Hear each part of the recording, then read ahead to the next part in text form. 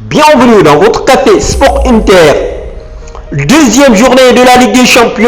La grande affiche, c'était au Camp Nou entre le FC Barcelone et l'Inter de Milan, le leader de la Serie A.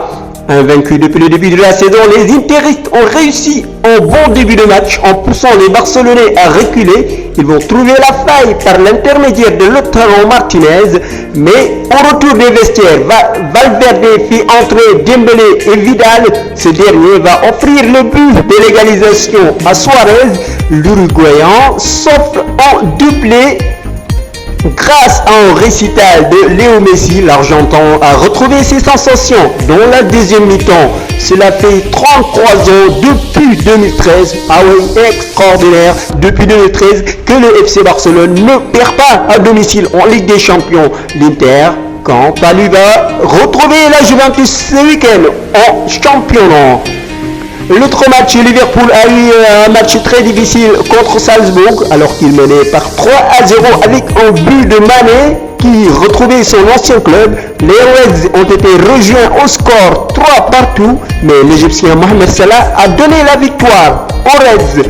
Chelsea est venu de Lille 2-1 avec un but de Abraham et de William. Notre club français engagé dans la compétition, l'Olympique Lyonnais, a réussi une très belle opération en allant s'imposer en Allemagne contre le RB Leipzig 2-0. Le Zénith bat le Benfica de Lisbonne à domicile 3-1. Dans le groupe E victorieux de Liverpool lors de la première journée, Naples n'a pu ramener qu'un point à Genk. L'ancien club de Kalidou Koulibaly et le Borussia Dortmund a pris les commandes de la poule C devant le FC Barcelone. Les hommes de Lucien Favre s'imposent 2-0 grâce à un doublé de Achraf Hakimi. Les matchs du mardi avec le Real Madrid qui a déçu une nouvelle fois en Ligue des Champions. Après la lourde défaite reçue au Parc des Princes, le Real a été incapable de battre l'FC Bruges de Crépin Diatta, mené 2-0 à la pause. Les Madrilènes ont arraché le point du nul en fin de match. Le PSG s'est déplacé en Turquie pour y affronter Galatasaray.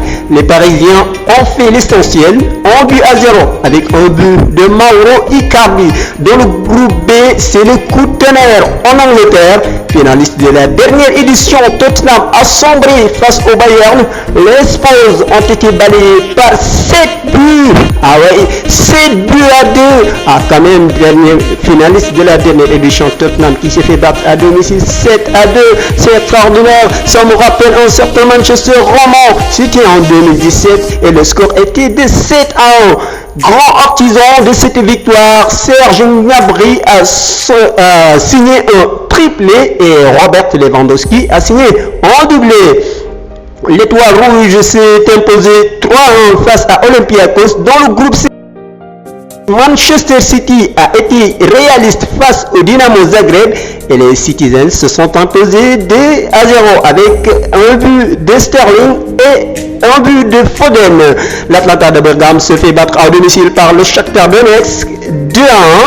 Dans la poule C, la Juve a écrasé Bayer Leverkusen 3-0. Higuaín, Bernardeschi et Ronaldo sont les buteurs du match.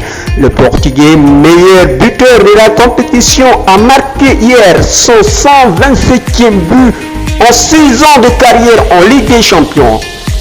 L'Atlético Madrid est allé chercher les 3 points à Lokomotiv Moscou. João Félix et Thomas Partey ont inscrit les 2 buts madrilènes. Merci de nous avoir suivis.